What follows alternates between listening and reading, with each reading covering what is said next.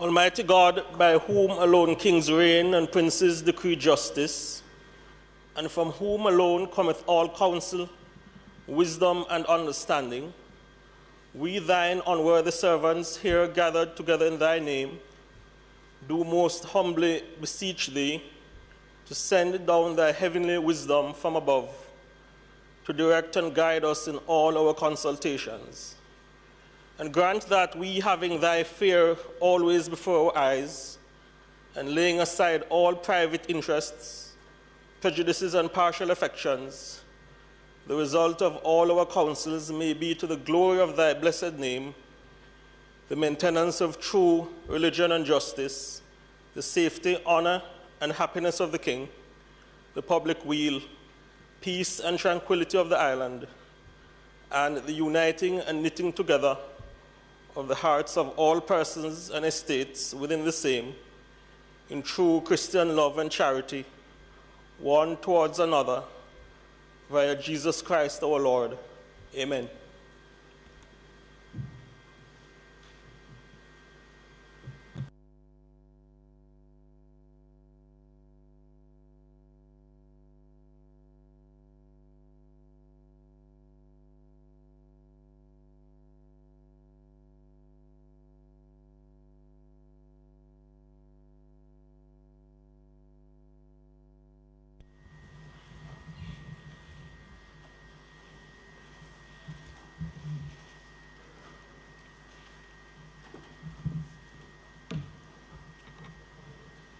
This meeting of the Honorable Senate for Friday, the 26th day of May 2023 is called to order.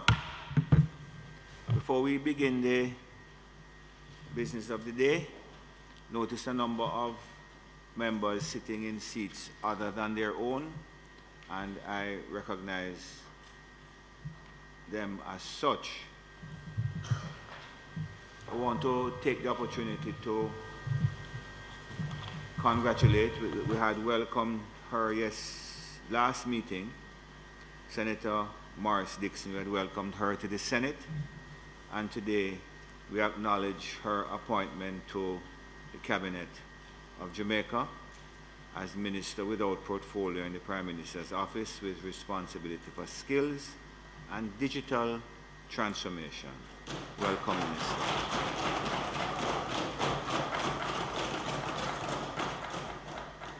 And some time ago, we were encouraging members of the Senate to take up responsibilities as justices of the peace.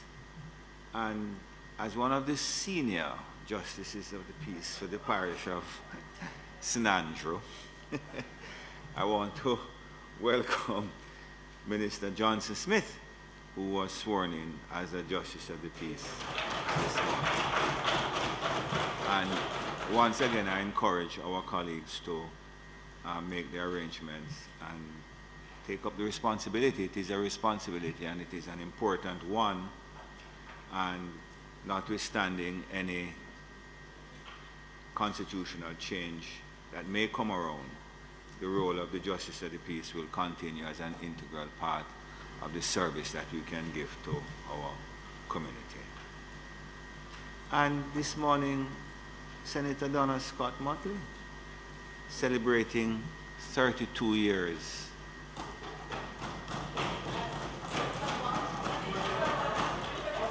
of marital bliss. 32 years of marital bliss. You know, in speaking to her, she says, she was remarking at how time flies and saying that many of her, she did not think that she would have made it to the 32 years. And I pointed out to her that most of our friends didn't think so either. But here it is.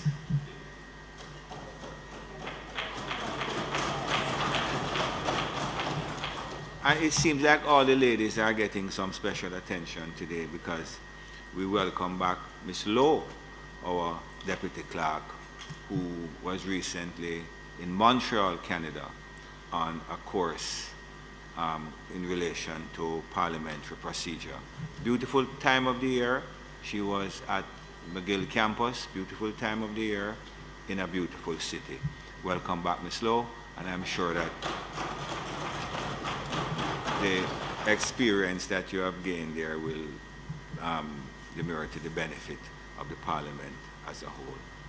Statements by ministers.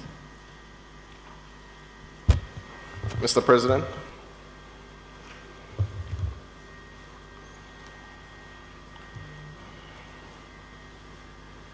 Welcome, Senator Dr. Morris. Statements by ministers. I recognize you, Senator Samuda. Is that your designated seat or that's a seat? I certainly hope it is. But yes. Well, like everything else, enjoy it while it lasts, my friend. Absolutely. Mr. President, I made the country aware of the drought situation we faced as early as December of last year. Since that time, the government has provided consistent updates by way of regular press releases and briefings from the... Sorry? Let's keep it digital. If anything, I can send it around if you'd like. I didn't print copies, admittedly. Okay, no problem. Since that time, the government has provided consistent updates by way of regular press releases from the Met Services, the National Water Commission, and the National Irrigation Commission. Additionally, Mr. President, in early March, the Prime Minister provided an update to the country by way of a press conference, and then again in his budget presentation, and again by a ministerial statement in early May in the other place, as to the impacts and steps being taken as a result of the ongoing drought conditions affecting Jamaica. Though Jamaica has experienced some increased rainfall in recent weeks, it is neither evenly distributed or sufficient to provide respite for affected communities. The eastern end of the island has continued to suffer disproportionately. Mr. President, after careful examination of the state of our water systems nationally, the NWC has taken the decision to implement prohibition orders. This statement is timely because, though published nationally over the last week, it is important that the Honourable Senate be updated as well. Mr. President, the published order reads as follows. Under Regulation, Public Prohibition Notice. Under Regulation 14 of the National Water Commission, Water Supplies Services Rates and Charges Regulations of 1985, whereas the National Water Commission has declared that due to a deficiency in the supply of water owing to a drought affecting sections of the island of Jamaica, more stringent water conservation measures must now be observed. The National Water Commission hereby gives notice that with effect from the 26th day of May 2023, or 4 days after the publication of this notice, whichever is the latter, the National Water Commission absolutely prohibits in all areas of the island of Jamaica served by drought-affected water supply systems the use of water supplied by or obtained through the pipes of the Commission for irrigation and watering of gardens, lawns, grounds, and farms, refilling or supplying of ponds or swimming pools, and or use other than normal domestic services such as drinking, cooking, washing, bathing, and sanitation, washing of vehicles by use of a hose, watering or washing roadways, pavements, paths, garages, or outrooms, or E, any purpose which may require the use of a considerable or excessive quantity of water. Further, this prohibition shall remain in effect until further notice, and while the prohibition is in effect, no person shall use or cause or permit to be used any water supplied by or obtained from the pipes of the Commission for any of the purposes specified in this notice. Any person who contravenes this may be guilty of an offence and liable on summary conviction before a resident magistrate to a fine and in default of payment to imprisonment for a term not exceeding 30 days. This order was dated the 21st of May, 2023. Colleagues, I'll bring your attention specifically to the line which says the use of water supplied by or obtained through the pipes of the Commission 4. But the specific point is the drought-affected water supply systems.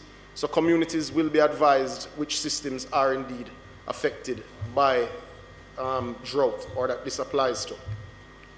Mr. President, Jamaica's biomodal rainfall pattern consists of 2 peak periods with higher values of rainfall and corresponding periods of lower rainfall. The primary peak occurs in October and the secondary in May. The lowest troughs are during the period of February to March and the month of July. This is based on long-term reports, but deviations from this pattern do occur year to year. This May will no doubt be considered to be a deviation, especially in the eastern end of the island. I bring colleagues' attention to the 30-year mean rainfall by month in the graphic attached between 1971 and the year 2000. As of October 2022, the month in which Jamaica would normally receive its highest rainfall total for the entire year, the island has been receiving less than average rainfall amounts. This continued through November 2022, December 2022, into January 2023 and February 2023, with rainfall deficits moving from 21% deficit to 33% deficit to 50% deficit to 68% deficit and to 72% deficit in February. This as compared to our 30-year rainfall average. The trend did see some reversal in March 2023 with only a 1% deficit. And in April, the picture actually showed a 6% increase on 30-year average. But colleagues should remember, and why I gave the point and why it's important to look at the graph, is that March is your driest month. So 5% below or a percentage point below your driest, your 30-year average would not be sufficient to recharge aquifers and wells and to see recovery in our water systems. Likewise, though April does see an uptick from March, it's still one of your lower rainfall months. So that is a point of major concern. Mr. President, the other point of concern, and I bring colleagues' attention to the table before us, and this is the parish mean rainfall and comparison with against 30-year averages, is the fact that we've not got rainfall equitably across the country. We also would note that the rainfall is not quite concerned with our population distribution. So as you will see, the eastern end of the island continues to suffer disproportionately, from St. Catherine getting 76% of 30-year rainfall in April, KSA getting 64, which is coming from 76, which is coming from 7 at one point. St. Thomas getting 30% of 30-year rainfall, and Portland getting 52%, which is coming from 72 and coming from 26 the month before. So we get the picture, and you can understand that our rainfall patterns have shifted. It remains to be seen how long this shift will last, whether this is a 100-year or 200-year cyclical shift, or whether it is indeed an impact of climate change in the permanent sense. But Mr. President, what's important to note is that during the 6-month period, October to March, the number of parishes experiencing drought conditions grew steadily from 3 in November to 11 in February, but then stabilized at approximately 6 in March. It is important to note, Mr. President, that an analysis of the data comparing rainfall accumulated during the October to February periods stretching across 2022 to 2023 and the climatological normal reveals the startling fact, Mr. President, that the current dry period has been cumulatively drier than any similar period in recorded history.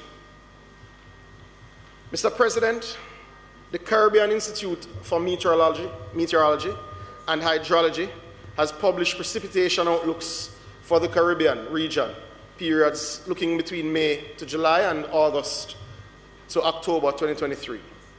In the projection covering May to July, Jamaica was assessed to have a 40% chance of below normal rainfall with a lower likelihood receiving normal or above normal amounts.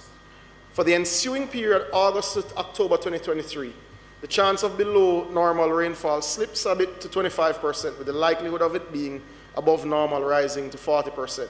So colleagues, what that means is that all of the sources that we check and the Met Services locally interacts both with NOAA in the United States, the Caribbean Center for Meteorology, as well as other friendly nations that we do associate with and we validate our assumptions. There is projected to continue to have less rainfall for the next 3 months. That's where we are. Mr. President, looking at specific parishes for the May to July 2023 period, it suggests that most of the country will continue to experience below normal rainfall. However, the Met Service has projected that Portland is likely to be the most impacted, followed by other eastern and east central parishes. Mr. President, we are cognizant of the particular suffering which has faced the people in eastern Jamaica, not least of all those in Portland, which makes the above projections all the more troubling. We will address this later in this statement in terms of the particular steps that are being taken to alleviate their strain. On May 3rd, 2023, Mr. President, the WMO, being the World Meteorological Organization, issued a statement advising of the imminent development of the El Niño phenomenon. Coming after a 3-year La Niña event, which we would have had a little wetter conditions than normal, the El Niño has a 60 to 80% chance of developing during the spring to summer of 2023. However, there was no indication about how long it is expected to last or how severe it could become. Generally lasts anywhere from 3 to 7 years. So we have to watch and see. The members of this Senate, and indeed citizens listening, should recall that during an El Niño event, the Caribbean tends to be drier and hotter than usual in the mean, and particularly during the late wet season from August to November. What it means is you do sometimes have less storms, but they are stronger when you do get them. Recent meteorological droughts occurring in the Caribbean in 2010 and 2014-2015 coincided with El Niño events. Mr. President, we have managed the extreme drought relatively well up until this point. We had hoped that traditional rainfall patterns for May would hold and give us the relief that we need. It is possible that this could still happen because you do measure for the month, you don't necessarily measure by week, but it is important that Jamaicans are aware of the situation we face and the risks associated. It is also important that in our prayers we continue to ask the Almighty to ease the burden. The next table before you, which our AV systems don't think, but I will circulate for all to understand, shows the particular projections of the CMO. Now, strangely enough, the very thing that has protected us, which is our currents, from recent storms, is the very thing that is moving the rain northerly of us. So there's a bit of a triangle protecting Jamaica. And that's, I mean, the meteorologists listening may cringe when I frame it like that, but for layman's terms, there's a bit of a triangle protecting Jamaica from the worst of the storms, but also affecting our rainfall patterns, especially in the eastern end of the island, most affecting the northeast end of the island. Mr. President, allow me to now highlight the hydrological impact of the drought. While the country has experienced meteorological drought over the past dry season, there was not significant enough impact on the rivers and groundwater levels to indicate a national hydrological drought, something we haven't had since 2014-2015 season. However, the rivers in the east have been noticeably lower than normal because they are rain-fed. Thus, they respond to rainfall fluctuations and the meteorological conditions and essentially mimic same in their flow rate. They flood faster and recede faster because of the rock type in the east is largely volcanic, allowing less infiltration and more runoff. Meaning that when people will tell you, well, there must be water here because you do get this particular level of rain, the rock type doesn't necessarily allow for groundwater to settle in the way that it would settle in other areas. Mr. President, this should give an indication why so many of our parish water systems between St. Thomas, Portland, and St. Mary are under such severe pressure. The central and western rivers largely originate from the cockpit country or from its fringes. The limestone characteristic allows for more infiltration, so these rivers are more groundwater fed. Thus, while they exhibit some reduced flow, generally their base flow is a little more consistent and stable. This has had a huge impact on our potable water systems. Mr. President, as we all know, the primary agency charged with the delivery of potable water is the National Water Commission. The surface water sources, which are responsible for more than 70% of the potable water supply in the island, have been impacted by drought conditions due to the current dry season. Although the NWC has implemented various operating strategies to minimize the negative effects of the reduction in the source yields since the start of 2023, some customers, in fact probably most, served by typically the worst affected systems are already experiencing severe low water pressure or interruptions in their piped water supply. The impacted systems in the east, certainly for the Kingston and St. Andrew metropolitan area, are the Hermitage system and the Mona Reservoir, which are currently at 37% and 33% in storage. Now, contextually, when you're at about 40%, you generally are storing approximately 30 to 35 days water supply in terms of those who use the Mona system. So when you start to drop below that, we understand the gravity of the situation. The Seaview water treatment plant, which is served by lines out of St. Catherine, is at about 73%, but that is not the larger of the three systems in the corporate area. This has caused significant disruption in the corporate area water supply. That's impatient to debate and certainly no secret. Other affected systems island-wide, however, just so that persons are clear that we're not looking simply in what is happening in Kingston and St. Andrew, but we are aware of what is happening right across the length and breadth of the country.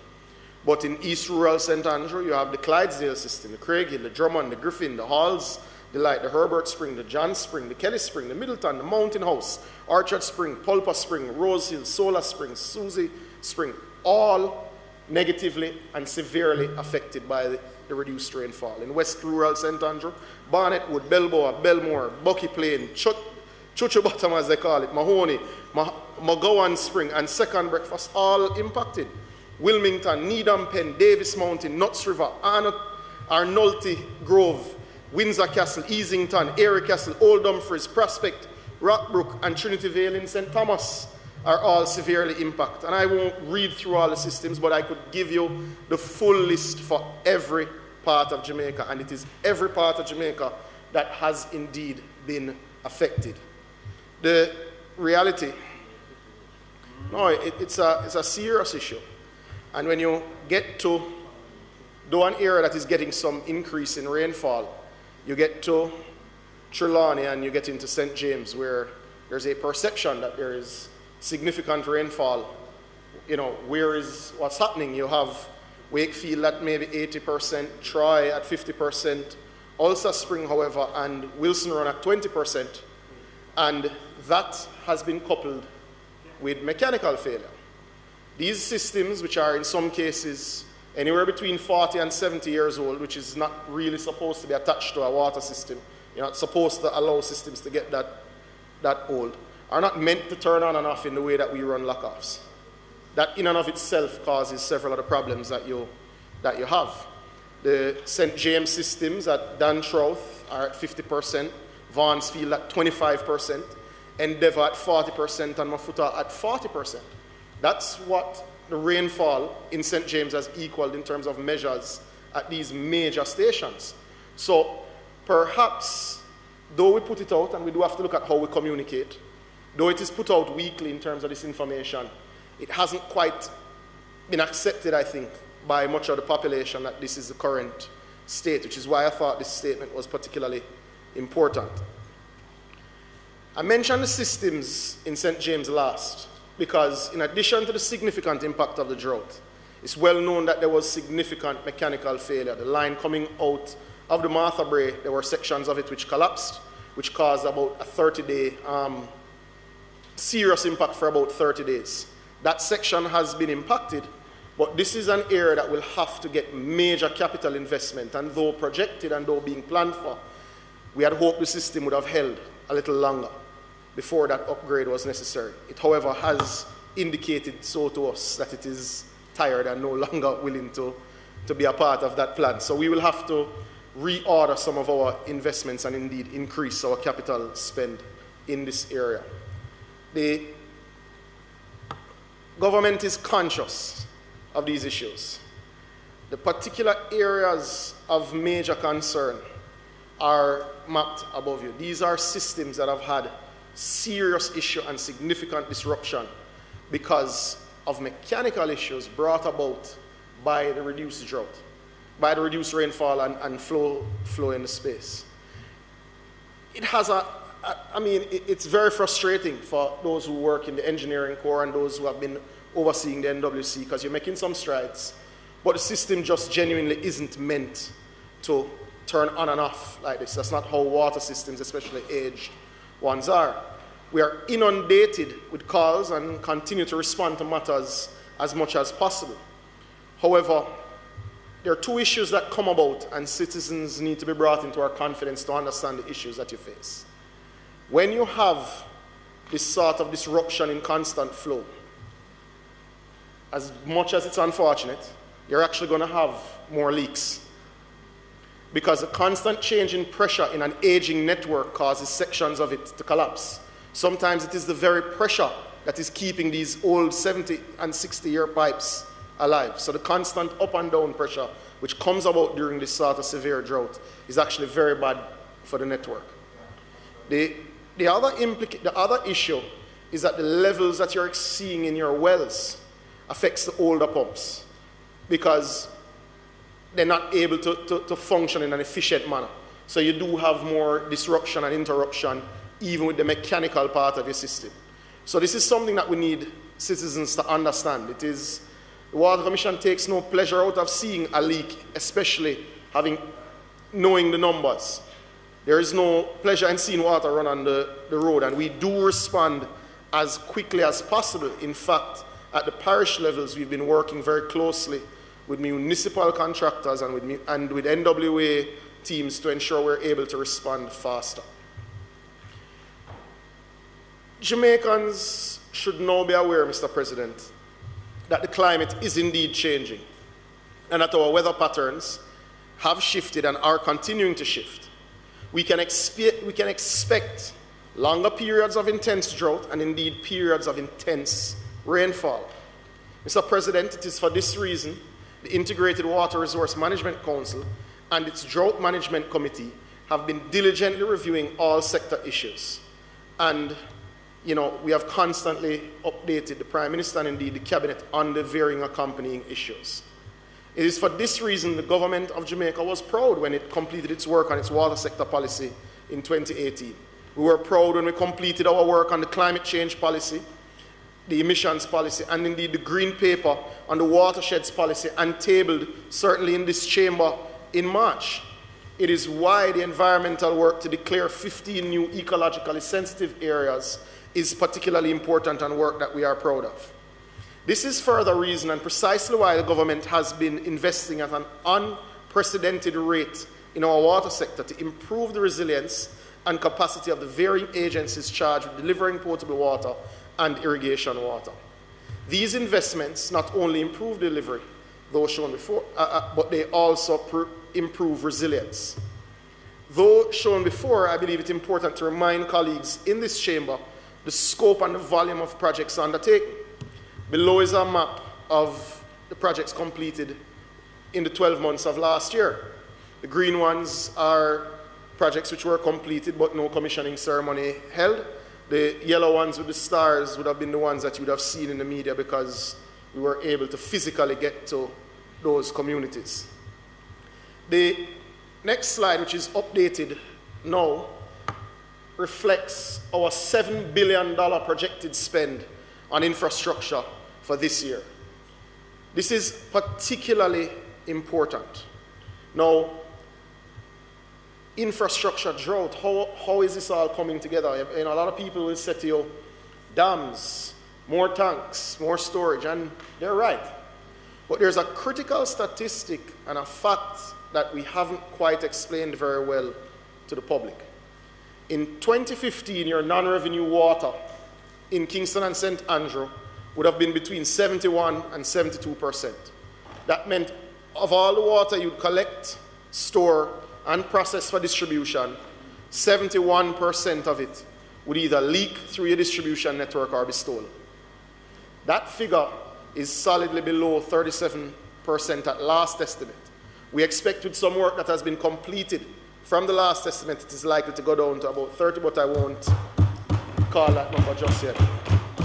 Now, Mr. President, what that means is that with the volume of rainfall we had from October, November, and December, had we not made the investments in the non-revenue water program that we have in Kingston and St. Andrew, you would have had water lock-offs as your Christmas present.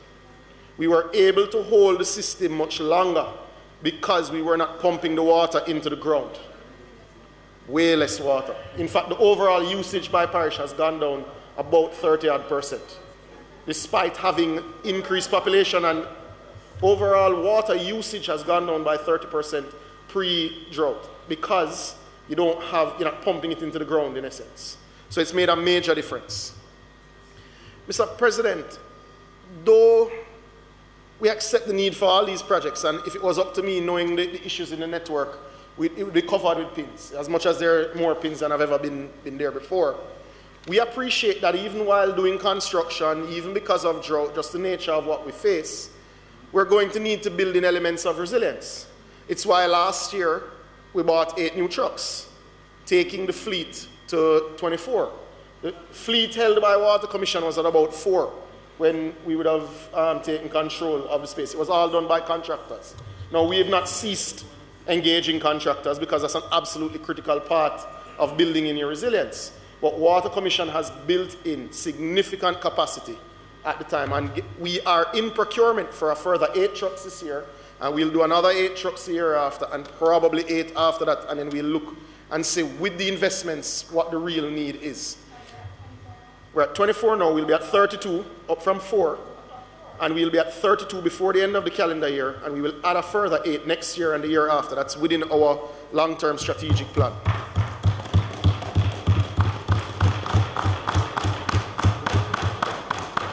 Mr. President, there is no perfect response in a time of crisis. A government has to be nimble in adjusting to challenges it sees both in its crisis response and indeed other factors. Allow me to remind colleagues and indeed the nation of some of the steps that we've taken thus far. We have allocated $110 million to support our farmers through the Ministry of Agriculture and Fisheries. We have allocated $130 million in February up to now for trucking of potable water, $35 million of which was sent from MECJEC to the Ministry of Local Government, and $95 million of which is being used by the National Water Commission. It is important to note that these figures represent additional allocations, not the standard budgeted $440 million, I believe it is, from National Water Commission for trucking, or the usual parish budgets that exist at municipalities. This is additional spend. We have also purchased in excess of $20 million of black tanks for households, especially where you have big yards and otherwise, to facilitate orderly trucking of water. Because one of the most hurtful things is when you do send a truck to a community, and because it's not trucked in an orderly manner, or because citizens don't have storage, a lot of it is wasted in that process. So it's something that we're working on. And I'll touch on tanks and that issue a bit later. In addition to these measures, the NWC has specifically undertaken the following: a reduction of water distribution, which is the lock-off process that we're all unfortunately aware of. Alternated distribution, where different areas have to be on schedules for different days of the week. We've had to distribute water at lower than normal pressures to prolong the available stored volume. There's increased involving and other regulations. We have increased significantly in trucking to several areas. We have had to reactivate wells that we had put on rest, because in many ways sometimes they've been overused and you need to give them time, but we've had to use wells, including wells in Havendale, Beverly Hills, and Cavaliers. There has been increased allocation for trucking through parish councils, and the Prime Minister recently would have announced that we've provided an additional $20 million for trucking in Portland because they have been the worst affected, not just by drought, but by the South Coast Highway Improvement Program. So that is underway now. So, President, to note, a section of that highway would have impacted the area from Drapers all the way to Mansion Hill. And there would have been particular issues with the implementation of that project in that area. I'm happy to report that as at today, the water now runs through those mains and we have connected back the laterals that would have come off of that system prior. So that's a major move forward in Portland. It doesn't erase the pain and the strain that the people would have felt during the period of that space, but I am happy to report that that line, which was, by the way, over 60 years old, benefited from $800 million just of equipment in its improvement. So the people in that area now have much stronger, solid water supply. Mr. President, though we continue to manage the worst of the drought, I wish to remind colleagues and indeed Jamaicans that may be watching that there are projects which, when completed, will significantly increase our resilience to droughts in the future. These have been spoken to by the Prime Minister in his budget speech, certainly in our budget debate here, and in other ministerial statements. Firstly, Mr. President, the Pedro Plains Irrigation Project. This will see $200 million deployed to not only serve the long-standing irrigation water issues in South St. Elizabeth and South Manchester, but will ensure that farmers right across that corridor are able to build in the level of efficiency and food security that we need in this nation. This project is now 50 years old in discussion. We will get it done this year in terms of contract signing and groundbreaking. Secondly, Mr. President, and I hear a different figure all the time in terms of how long this one has been discussed, but certainly 13 in the modern political history. The Rio Cobre water treatment plant to be built in Content, St. Catherine. This project will bring in excess of 15 million gallons daily into the corporate area and soon to be parish of Portmore. This project is a PPP which will mobilize $77 million. Construction is slated to start in July of this year. Now, for context, colleagues, the current shortfall in Kingston and St. Andrew for supply daily is about 5 million gallons. This project is 15 million gallons daily. So this would deal with the entire shortfall for Portmore and Kingston and St. Andrew by way of source water. It is why we continue to invest in the non-revenue water in Kingston and St. Andrew and the new lines to places which have suffered for way too long. Certainly the lines going up from Forest Hills and those places going into Red Hills which have had chronic water supply issues, certainly for all of my life, as well as the communities off of Spanish Town Road, which their systems are way past their useful life. So we continue to invest in the infrastructure, but when the Rio Cobre plant is complete, which is in 20 months from July, we will be far more resilient in dealing with drought issues in Kingston, St. Andrew, and Portmore. That means water resilience for some 1.3 million people. Next, Mr. President, the National Water Commission will soon go to tender for its national rollout of its non-revenue water project. Mr. President, this project commenced in Kingston and St. Andrew in 2016, as I mentioned, has cut losses from 71 to below 37%.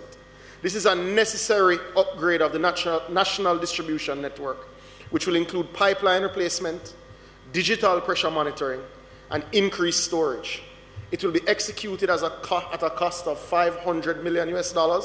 The length of time the project will require is 7 years, but it puts us in line with where we need to be in 2030.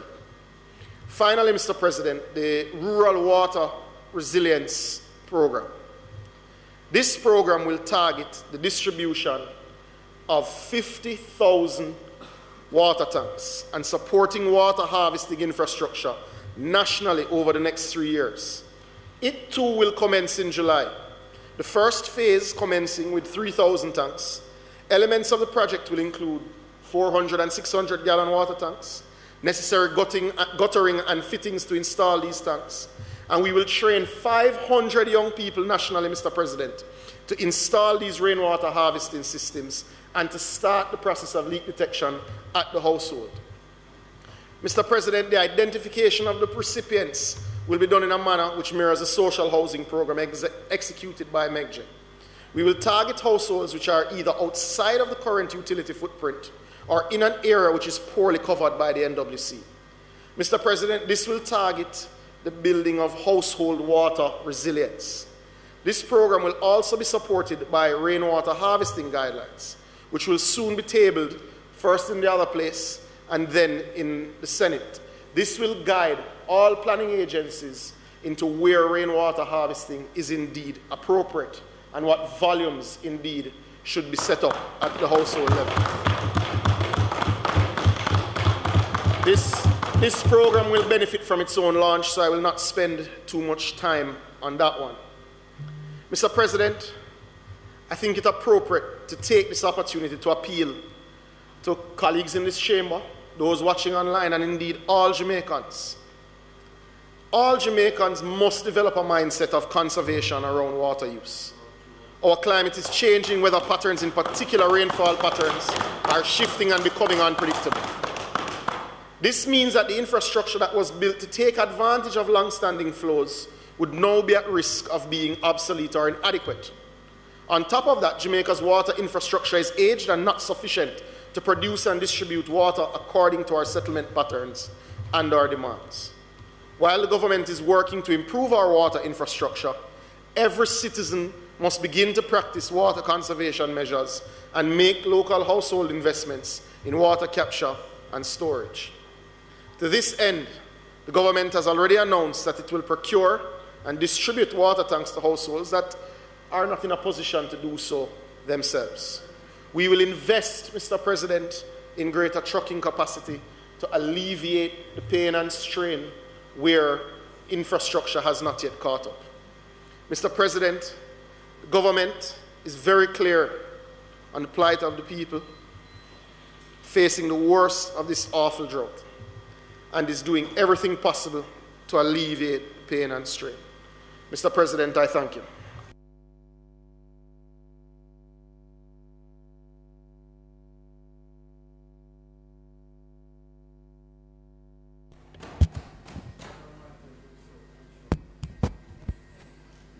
Mr. President. Thank you. Thank you, Senator Minister Samuda.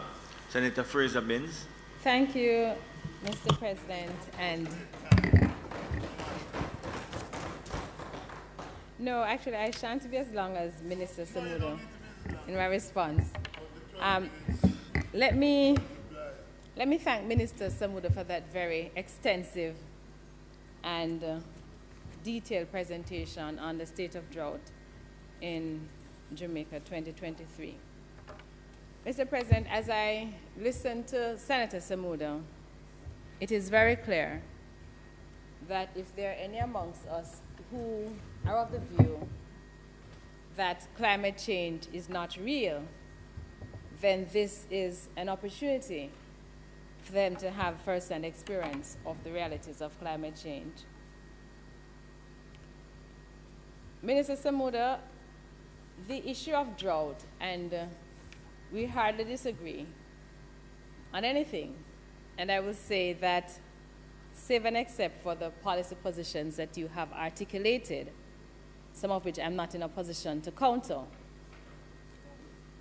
I am not in disagreement with your presentation.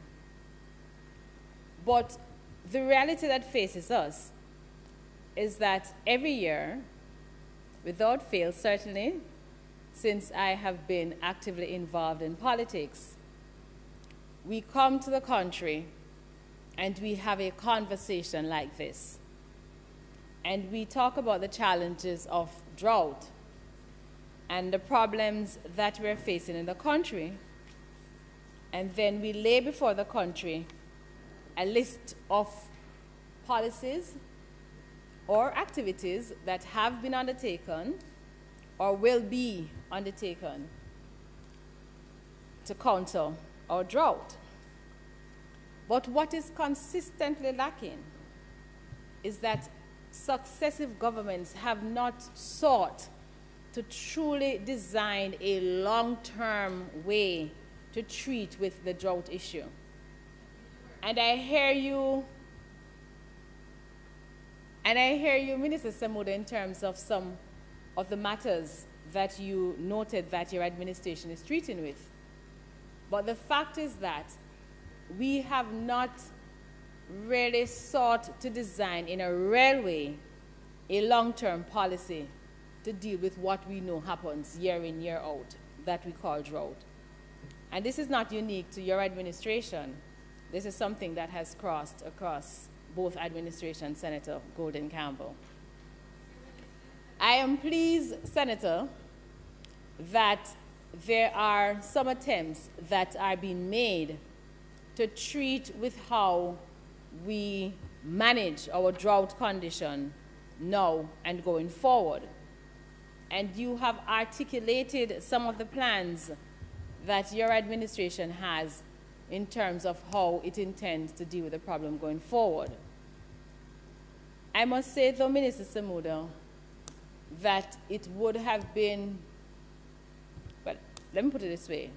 I'm going to propose to you that as you continue to frame out the ways in which you wish to treat with the drought situation going forward, that there be ongoing discussion with the opposition, our councillors, our members of parliament, to ensure that any decision that is arrived at, whether it is at the municipal level or the national level, has a buy-in of both sides. Because 2023 drought situation has been managed by your administration, but nobody knows what will happen in 2024 or beyond.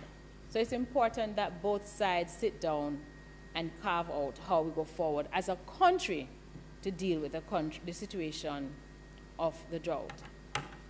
Now, one of the things that I am clear about in terms of how we treat with drought is that there is a storage capacity.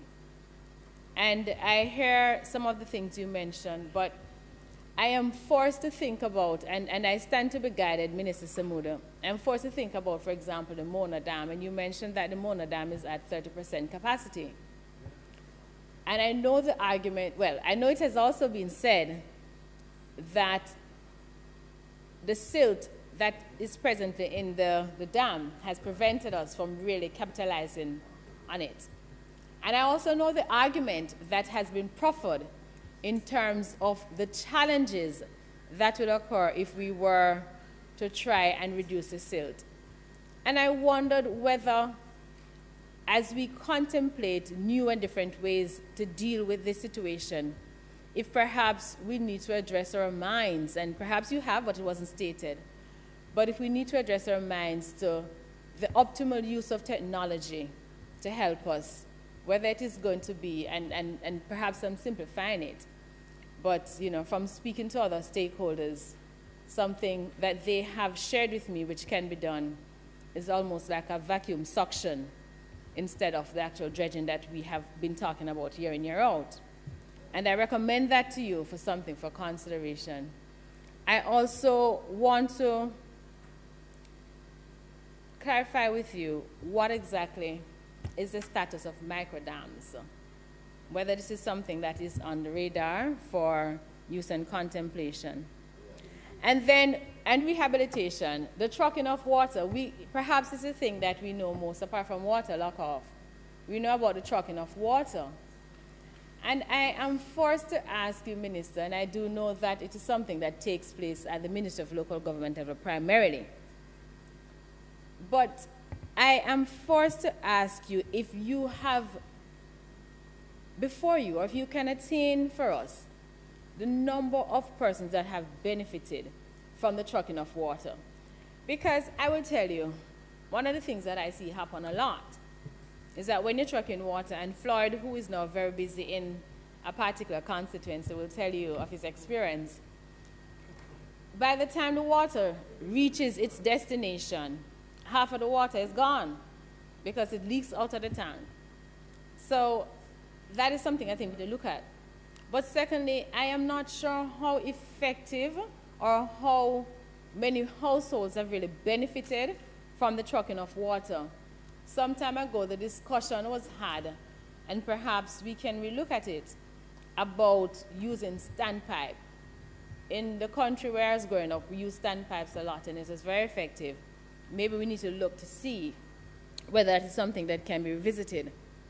You mentioned that $20 million have been utilized to purchase black tanks. And from my understanding, I wanted to get the actual figure. How many black tanks were purchased, and how were they distributed, and to whom were they distributed, and by whom? Because this is also important. It's one thing to say $20 million was spent, but we don't know how it was spent, who benefited from it. And I think this is something that, you know, some more information is required in the spirit of accountability. And I say that because later on in the presentation, you mentioned that 50,000 black tanks will be distributed over the next between 2 to 3 years. And I wasn't sure if that 50,000 is part of the $20 million, or if that's in addition to the $20 million that have been spent. And I just want to put in a plug here, because we know history has a way of repeating itself, that as it relates to the distribution of black tanks, that the utmost integrity should be applied to ensure Senator Floyd Morris, that there is no one at the end of the day that complained that anything untoward had happened in the distribution. And I must say that the opposition stands in full support of all the declarations that have been coming to the Senate and intends to come to the Senate in terms of protecting our watershed. This is something that it's really, there's no need to be political about it. There's no need to be divisive about it. It is something that is a national good. And it is something that we support completely. And I do believe that I speak on behalf of members in the lower house when I say that the opposition stands in full support to all those orders, because we see the benefits that can be derived from it. And it becomes even more important when one considers that if there is anything that we need to consider now, is the fact that a significant portion, and I do not have a figure, but again, just from my own reading and research, a significant portion of our water really goes into the sea. And there's an argument to be had that it could be due to the fact that we have cut down so many of our trees, which in and of itself, and I will not go into a science lesson at this point, but the very role that our trees play in ensuring that water seeps into the underground instead of just running off.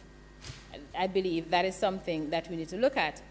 But we should also look at, Minister, the fact that there is, in fact, the urgent need to continue, and I say continue because if one is to be fair, there has been some work done in that regard, to continue to protect our watershed and our water system, to ensure particularly that our underground water system is free from pollution. And as I say that, I can't help but to put in a plug about what has happened in the Rio Cobra in the last 2 weeks, because the National Environment Planning Agency, seem to have gone rather quiet on the study that they have done. I am not aware that they have said anything about the findings, but I do know that there was a leak in the Rio Cobra, and that NEPA had done some studies and efforts to get the findings of it. If that has been done, must have been done this morning. But certainly up to yesterday, we were not aware of the findings of the test that was done by NEPA. And I think that it behoves NEPA to come and share with the country what its findings were, and particularly because other studies that have been done privately show that there were certain things that were contained, Minister. I don't think it's a matter for us to be contentious about, but I'm just saying that as we talk about our underground water system, that this is something that NEPA has got to do. And conservation, Minister, has to be more than just the black tanks. And we support the black tanks. And we believe that there is definitely a role for it. It has to be, though, more than black tanks, and it has to be more than just water lock-off. I mean, I'm telling you, every year I can really just wait to hear NWC says that persons in my community will have water lock-off by a certain time. And I understand why it has to be done. But our conversation has got to be beyond that. And I mentioned to you early this morning my own thought that what we have to do is to really push rainwater harvesting. And it is, I understand the challenge we face, because if we're not having sufficient rainwater, then we really won't have much to harvest. But to the extent that we have rainwater, then we have to ensure that it is harvested properly. And again, I am going to state the opposition's position, which is that we have to legislate rainwater harvesting. We have to ensure that it becomes part and parcel of what we do. It has to be a part of our operation. And I understand the challenge that it is going to be for particular persons in some rural communities and persons in the lower socioeconomic strata society. But I can't understand why any developer, and I may get into some trouble for this, but I can't understand why any developer should, in 2023, be undertaking any type of development, any multifamily home, without it being a condition, precedent perhaps, but certainly a condition that rainwater harvesting is done and that the proper things are put in place to ensure that rainwater harvesting is done. I don't believe that it's something that is fair to the NWC. It's not fair to the country when we consider everything that is happening. And it is, in my mind, a very small price to pay for the developments that are taking place. So again, I want to say that we support legislating rainwater harvesting. Minister, if I may just quickly look at the regulations that you have put before us.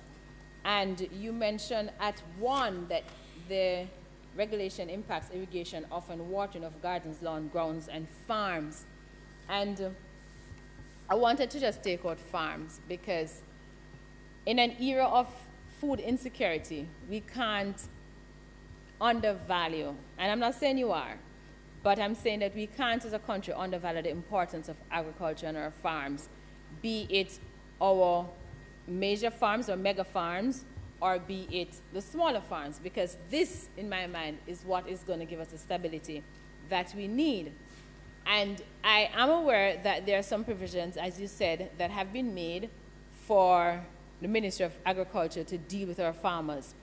But I would want to ensure, again, that the process is transparent, that it is open, and that our farmers can benefit. I know there's a thing about going through RADA, and I'm not going to spend today to talk about RADA and the challenges that RADA face. But I want to just reiterate the importance of ensuring that our farmers are protected and that any resources that are made available to the Ministry of Agriculture or RADA, that they are shared, I don't know if it's to say equitably, but I want to say that there's openness and fairness in the distribution of these resources. And still speaking about our farmers, there is an insurance that is presently in effect, as I understand, in terms of agricultural insurance for our farmers. I would love to have an idea, Minister, and perhaps you're not in a position to say today because it is not your portfolio and I understand, but I'd certainly like to have an idea as to how many farmers have taken up this offer. But I want to put in an additional plug, and that is the insurance as it exists now deals with life, health, including critical illness, and it is commendable. I'm not going to take anything away from that. But I wondered whether we can be very creative and start thinking about an insurance to deal with issues such as drought. And I don't think it is too far-fetched. Our newest minister will tell you that within the insurance system, we have insurance. I mean, you insure your home against catastrophe, hurricane, earthquake, fire, hazards. We insure against those things. And so I believe that creative minds can come up with a way to ensure that farmers who want to can get some type of insurance for their crops, particularly during drought period, and perhaps when there's heavy rainfall. And that is something that I'm commending not just to the administration for further thinking and engagement, but also to the private sector for their consideration. And I know that there's one senator here who every time I mention a matter of insurance, that he goes back and he gives food for thought and tries his best to see how feasible it is going to be. And I am commending this to that particular proactive senator for his consideration when he goes back to his team in terms of catastrophe insurance for farmers. And just before I close, Minister, the profits of NWC. This year, NWC announced that it has made over $2.73 billion net profit. 3.7. Very good. At the time it was 2.7, but now it's 3.7. And Minister, I too want to applaud the National Water Commission for that, because I believe that it is something that is important if the NWC is to carry through its work. But I want to put in here that the NWC does not just see this as profit to be had on the books, but that it is utilized for the greater good, whether it is through infrastructural development or through new infrastructure that we do that, whether it's through constant maintenance of what we have that we do that. But also, specifically, I am going to ask you as a portfolio minister that you use some of this $3 billion net profit to deal with the reservoir on Morosca Road. This morning I am driving down Morosca Road, and to my left is the National Water Commission's office. And further down from the office is the empty wells, well, it's not wells, they're reservoirs. And when I looked into it, and that's what I was about to say, Senator Brown, because when I looked into it, I saw grass as tall as I am. Well, maybe not as tall as I am, but they had grass in it. And I pondered then whether in this era that is the best use of it. I hear Minister said that it was designed for sewage. Well, if it was designed for sewage purpose, then I think that is something that is new to most of us, because those of us who did our checks were given a different view, but you're the minister, so we'll be guided by you. But if it is that there is a misunderstanding, then I am going to appeal to us to look at that reservoir to see how we can use some of that $3 million to $1 billion net profit to ensure that we can utilize it for water harvesting and storage. And Minister, that being said, I want to say that we in the opposition, as I've always said, that there are some matters that know no color, and this is one of them. And we stand in support. Whatever we can do to help, we will help. But we also want to ensure that enough is done for our children, for our schools, for our daycare centers. And I particularly list those because at this point, and I'm not in the Ministry of Health, Dr. Longmore, but I know a number of children who are suffering from gastroenteritis. And so it is important that they have clean water and access to clean water. So whatever methodology has to be employed, whether it is from this 20 million or the 200 million or the 3 billion profit that NWC has, that specific attention be given to our little ones, our schools and our daycare centers, particularly in light of what I believe is a growing number of children being affected with gastroenteritis. With that being said, Minister, I thank you and I look forward to your response. If it pleases you, Mr. President. Thank you. Thank you, Fraser. Thank you, Senator Fraser Binns. As I understand that presentation, the question that has come out of it is there transparency in the distribution of tanks, and are farmers being serviced by that project? And can you give an update on what is apparently the neglected facility on Morosca Road? I think that covers it. I suspect there was a little more than that raised, but are you trying to shorten my response, President? I'm not going to ask you to comment on the centurion kids. May I respond, President? So, no, don't get nervous. Mr. President, I suspect there are a few more issues raised from the opposition and ones that would benefit from some explanation. This government is certainly very clear that long-term planning and investments that facilitate long-term resilience has to be a critical part of national development. We're also very clear that climate action has to be mainstreamed in all of our decision-making and in all of the development planning that takes place. It is why Jamaica is the first and still only, although not for too much longer as we are helping our CARICOM neighbors to do the same. It's the first country in the world that has a systemic risk assessment tool which assesses all of its infrastructure, not least of all the water infrastructure. So the data points related to the National Water Commission, the National Irrigation Commission, electricity and others, but certainly because we're dealing with water today, I'll focus on water, are in that tool which, through all the AI and all the computer calculations, assesses the risk of our current infrastructure to climate risks. So the investment decisions are being made through a climate lens. We're also going to be the first country in the region. We're in a bit of a race. And, we're competitive with our brothers and sisters in the region, but all signs point to it that we'll be the first in the region to complete our LTS, which is our long-term strategy. It's a term under the Paris Agreement. It reflects how you're going to deal with mitigation, adaptation, and even what systems you're going to be able to put in place to draw down on loss and damage. Now, under adaptation, in our LTS, there is great focus on adapting to the climate risks within water, assessing older systems, and ensuring that the investment takes place. We're also, I don't think we'll be first with this one, but we won't be too far behind. We're also working assiduously to complete our national adaptation plan, which is also a requirement of the Paris Agreement, which we hope to table and complete and get settled with the UNFCCC later this year. So there is long-term thinking. We're not putting in band-aid approach where things are broken. We're putting in deep strategy and deep focus in this space.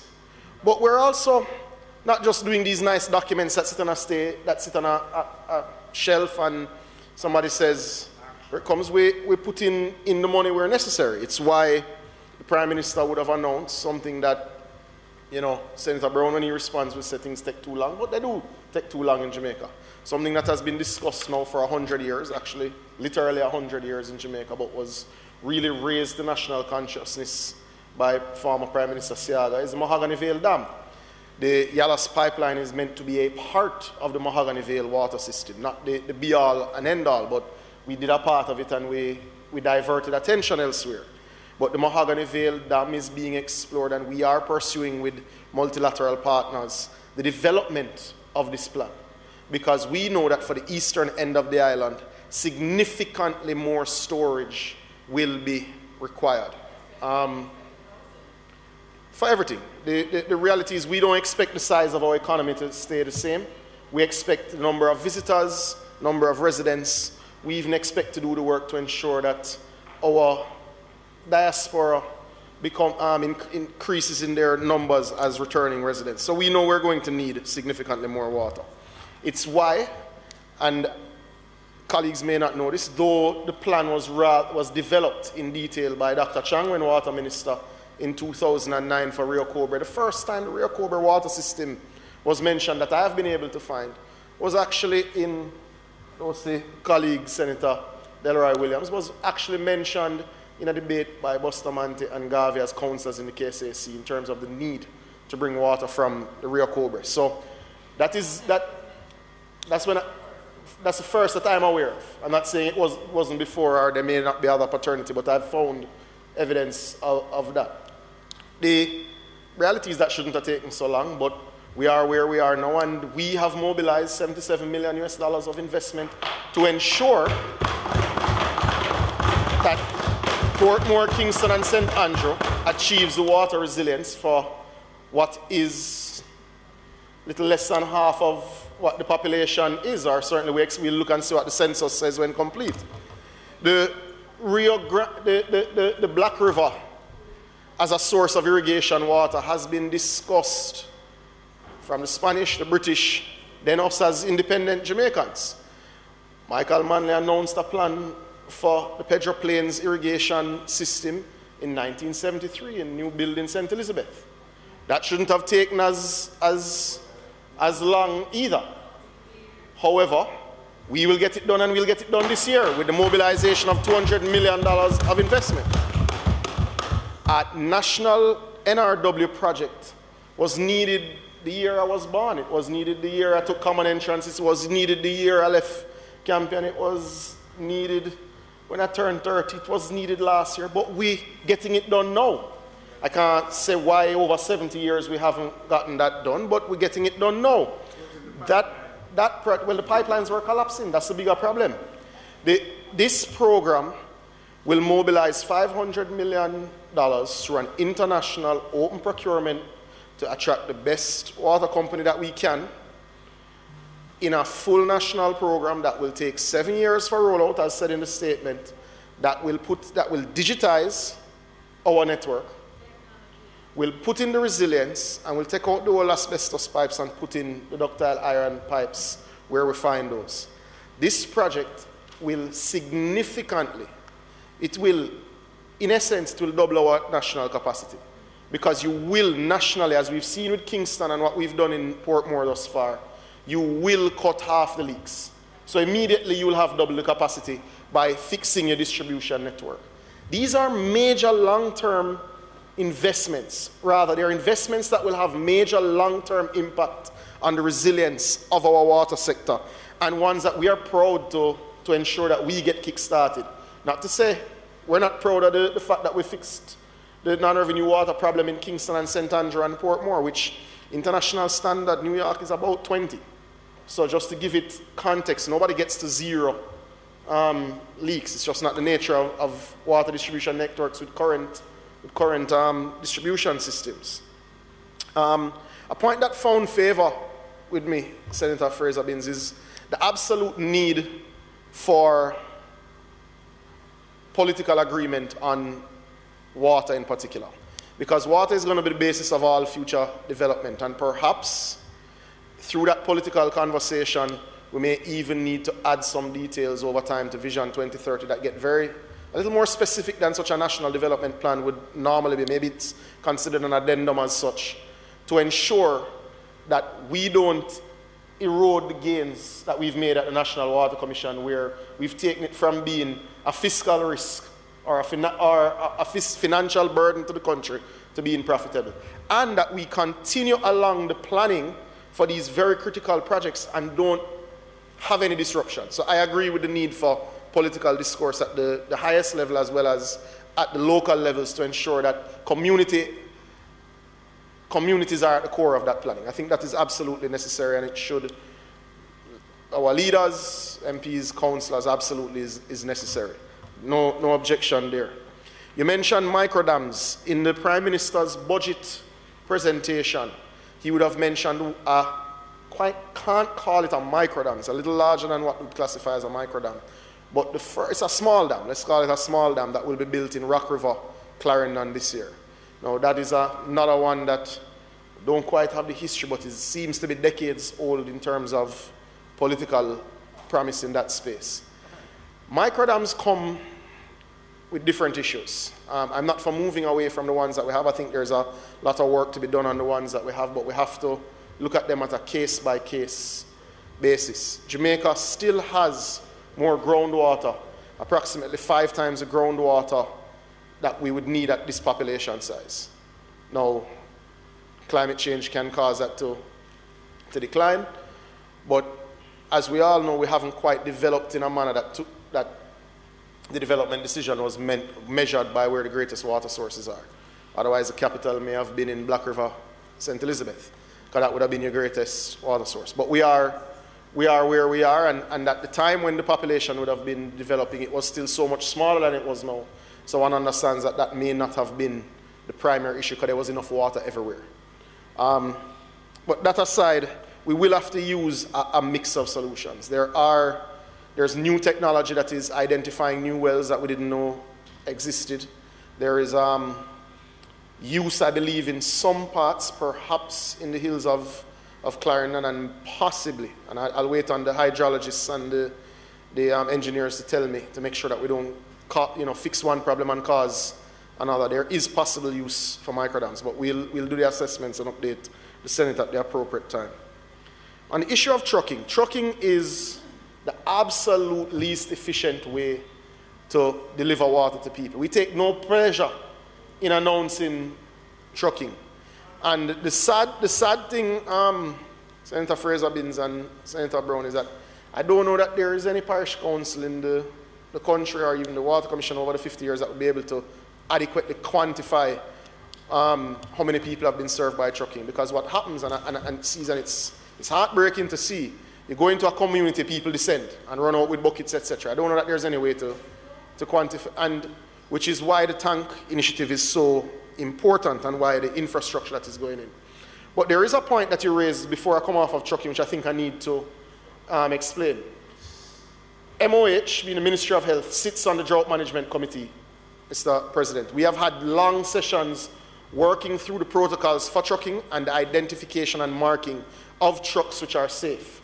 They all come with appropriate documentation, and if someone has a doubt, either in their business or at their household level, whether or not this truck is marked safe and is using water that is safe, they can ask for the documentation. The truckers are to carry it. In fact, the police have taken truckers off of the road, and we've had to work with those truckers because we don't have the luxury of not having the truck working, but we've had to work with those truckers to bring them up to standard. But persons should check. And I'm making an appeal that persons do ask the truckers who deliver water for that documentation to make sure it is safe. We certainly don't want to be fixing one problem and create another. So just making that information available certainly to colleagues in the Senate and to those at home. The tank distribution and what $20 million Jamaican buys is 450 for 200 gallons and 260 400 gallons. That's an average of about 11.3 per constituency. This is a very small stopgap that was put in place in the areas where we had reports of the least efficiency in delivering water.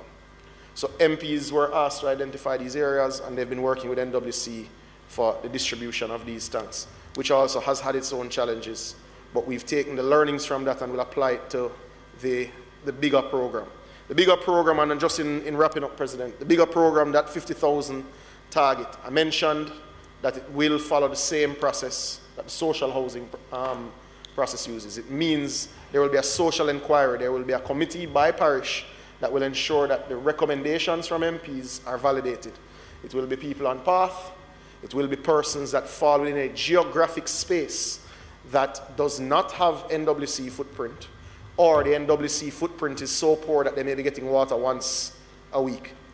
So this will buy some time for the infrastructure to catch up. Now, an important element of this, Mr. President, and what we'll be doing going forward, is we will be geotagging all of these tanks. So the government, all of the appropriate oversight agencies will be able to log in, and whether they want to do a 1 in 5, 1 in 2, 1 in 10, 1 per 1, they will be able to go and geographically find where each tank went and see that it met the criteria that needs to. But more importantly, from my perspective, yes, that creates the visibility and the transparency in the system, but more accountability. But most importantly for me, it creates trucking routes. For the first time in Jamaica's history, we will be able to truck on routes and know what the capacity of storage is in a community. Now, that's never happened. We will be engaging the parish councils. So even when private individuals are putting in storage elsewhere, we will be engaging the parish councils to start to collect that data and to add that tagging in as well, because it's critically important for decision making to understand what secondary, or in this case, this is really tertiary storage exists away from water systems. We've never had that information. And this, especially if we go into the poorest communities and give them the infrastructure that will provide that dignity, we'll be able to say, well, you know, this community needs 30,000 gallons. the furthest point is here. Please understand, we have to go to the furthest point first and come down and, you know, work through the system. It'll start to bring some order, some transparency to how water is struck, which for as long as I've been alive, none really exists. And I think that's an important step in the right direction. The last 3 points, Mr. President, and thank you. Yeah, man, it's a huge topic. You did. I'm responding. Thank you for acknowledging the work on our watersheds issues. Happy to report, Mr. President, that we hit our target on Labor Day. We planted some 10,000 trees along the Highway 2000, and they will be watered with grey water. So they will have a little additional nutrients, which hopefully will help them grow faster. The statement, and I will share with colleagues, Senator, I won't spend too much time on it. The statement came from NEPA on matter of Rio Cobre. There was no evidence of a leak. It is something that we've been monitoring with NWC, with WRA, with university students, and with NEPA. There is great anxiety in the communities off of Rio Cobre. If there's so much as a spill of mud, there is great alarm, and they call us immediately. And that will take time to build. But the reality is, in this particular incident, there was no spill detected. And we continue to work, and we are enforcing in a way that never has been before, right? And we're monitoring it daily. And to de-risk the investment that is being made in the very water resilience for 1.3 million people, it requires us to get this right, and we are working at it. The farms and irrigation, I can't speak to the allocation apart from the macro figure. Senator Fraser-Binns, I wouldn't be able to speak to how RADA and NIC has allocated that in that space. But I do know there has been competition for trucks between us and NWC and NIC, because the country simply doesn't have enough trucks for this sort of situation. But just on the farms, we cannot use potable water for irrigation at this stage. Certainly not anywhere in the eastern end of the island, and I made the point on the orders that this is related to systems which are impacted. Places like St. Elizabeth now are no longer in that category. But you cannot truck potable water with limited potable water that you have now, which, if you look at it in the context of a Mona system is less than 30 days in its current storage capacity. Now, you do have inflows every day and outflows every day. So you hope that you will have net increases in your inflow. But you can't, all of the things identified there, you couldn't use potable water now for farms. That's just not where we are. We don't have that luxury. As we reduce the need for trucks, and we've been coordinating very carefully through the IWRMC, the Water Council, as we have less need for potable water trucking in areas that are getting rain and their systems are recovering, we will shift around those trucks to give the National Irrigation Commission more support to ensure that farmers get access to irrigation water. But we cannot, in all good conscience, use potable water for irrigation. That we don't have, that's where we reach. We don't have that luxury. Agreed, but as we move around or have less trucks needs, so for instance, Westmoreland and Hanover, hopefully in 3 weeks, won't need the trucking apart from the regular trucking for communities that would have been off the utility network. So the additional trucks that you'd have put in place can go elsewhere. That's all. You will have to readjust resources as necessary. NWC profit, Mr. President, and I'm happy that the slide is still up. That is your NWC profit, Mr. President. That is why this government is putting in excess of 7 billion Jamaican dollars into infrastructure, which is not infrastructure for infrastructure's sake. It is reliable water for Jamaicans that have not had reliable water for decades. That is why we have to have a stronger utility, Mr. President. The greening of government is the last point I'll make. Government will lead the way in its rainwater harvesting and will be greening all of its buildings. I'm happy to report that Forestry Department would have completed its greening exercise and is now doing rainwater harvesting and has sufficient water for its daily operations. And we will be working through the entire government to ensure it. Rainwater harvesting is not doable in every context. Rainwater harvesting is something that we encourage strongly.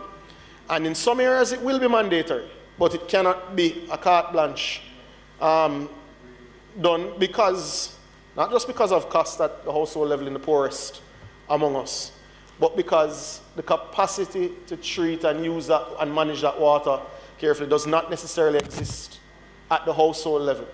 And it's really just not appropriate or scientifically sound in all areas. There are areas where the runoff is absolutely critical for the recharge of wells and aquifers, so we can't do it in every single area.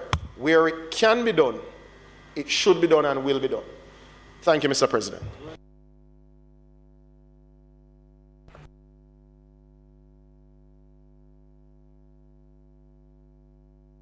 Thank you, Senator Samuda.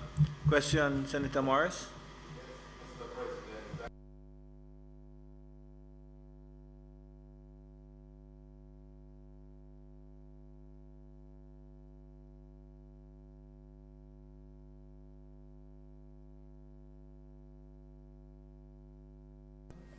You don't want me to speak? Okay.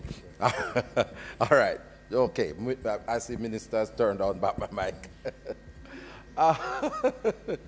Minister, I want to start out first by dealing with this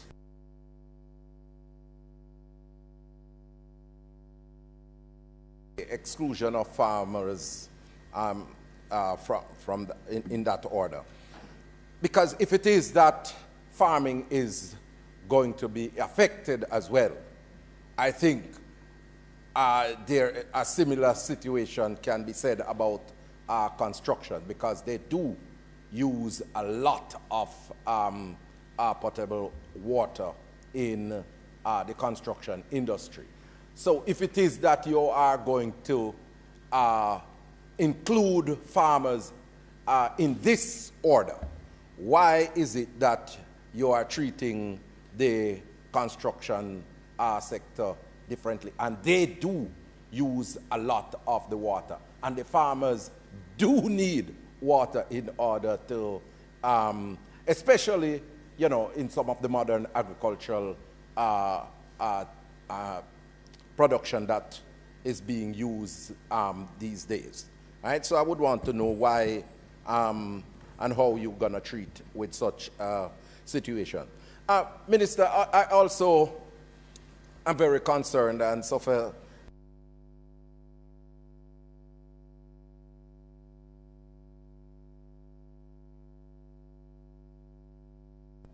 And I live very close by, and from time to time,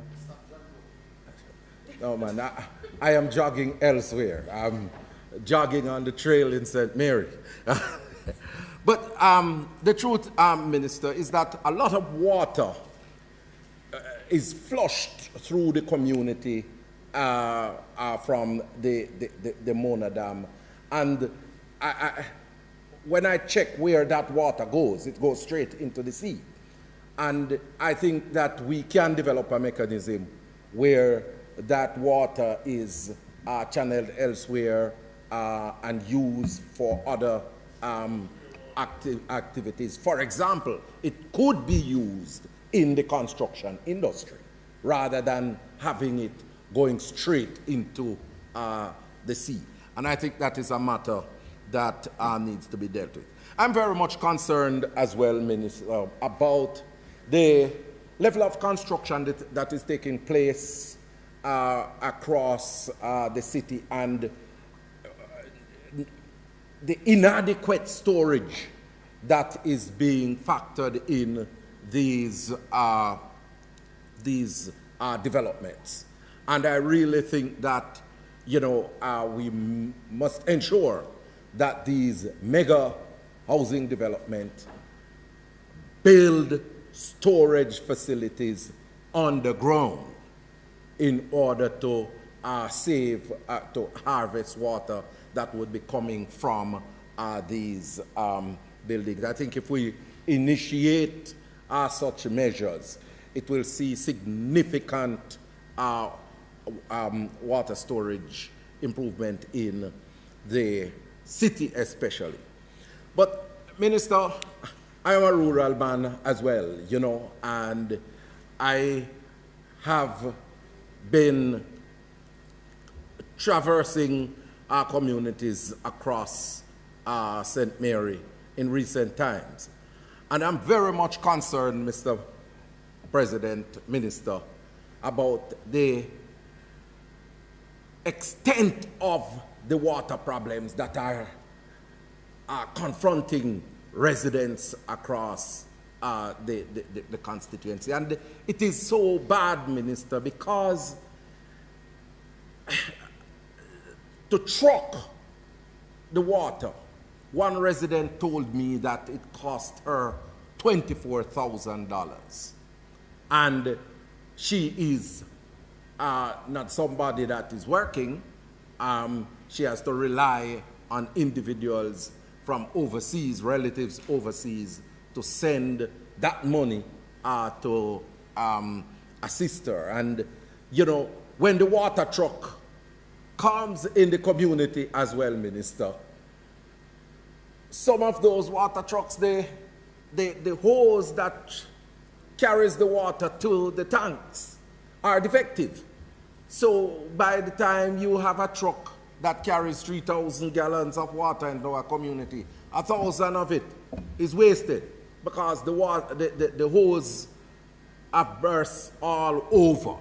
And that is a major issue that the Water Commission and the other agencies that are involved in the transportation of water to the people will have to address. I'm also concerned, Minister, about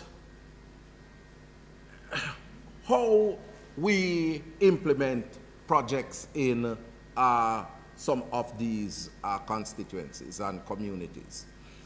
For example, you mentioned that there is about $7 billion that is going to be spent on improving the water development infrastructure across the country.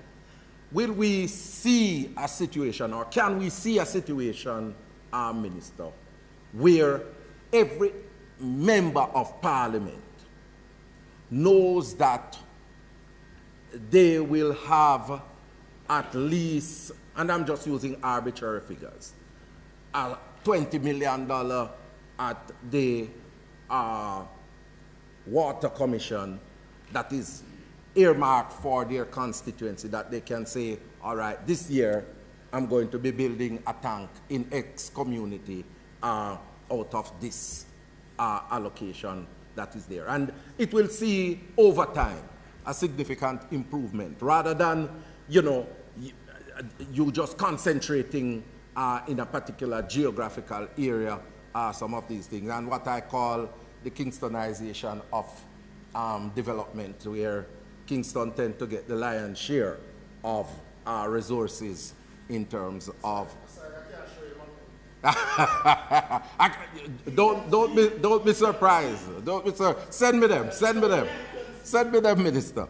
But Minister, also, you know, a particular situation was brought to my attention in St. Mary recently, where the Water Commission dug, I think, 2 wells a couple years ago along the Wagwater Basin. And these 2 wells would carry approximately 3 million gallons of water. Pardon me? Well, I know of the Wagwater Basin, and it carries the water. It's supposed to carry the water into Highgate, right? And 3 million gallons of water per day. But that project has been languishing, and okay, good.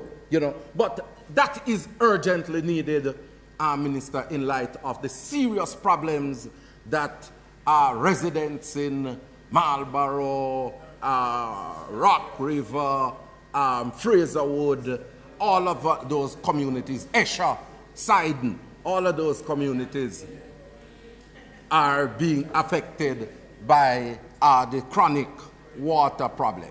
And finally, Minister, it was also pointed out to me,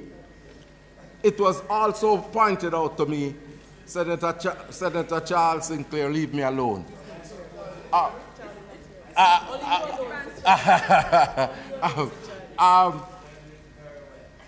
Okay, all right, Senator Braham. But I just want to I just want to say, Minister, it was brought to my attention as well that pumping station at Palmetto Grove, there is the lines that flows and carries water into the Highgate proper.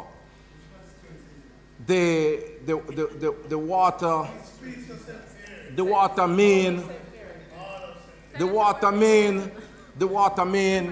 has been burst over a long period of time. And you know, when the pump is turned on, that causes significant water leakage. And the residents told me that it is in some deep rural areas that nobody wants to go in there to track and trace where the pipe is burst. And it's a matter that I urge you to follow up on, because that is contributing to significant leakage in terms of water in some of the communities in St. Mary. As an and example for the national issue. Absolutely, absolutely.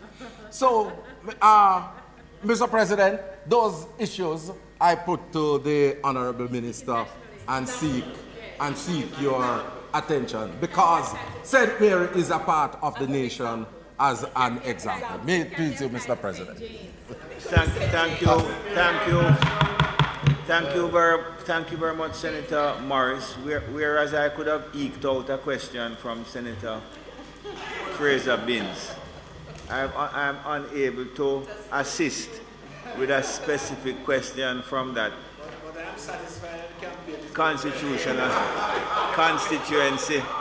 constituency report.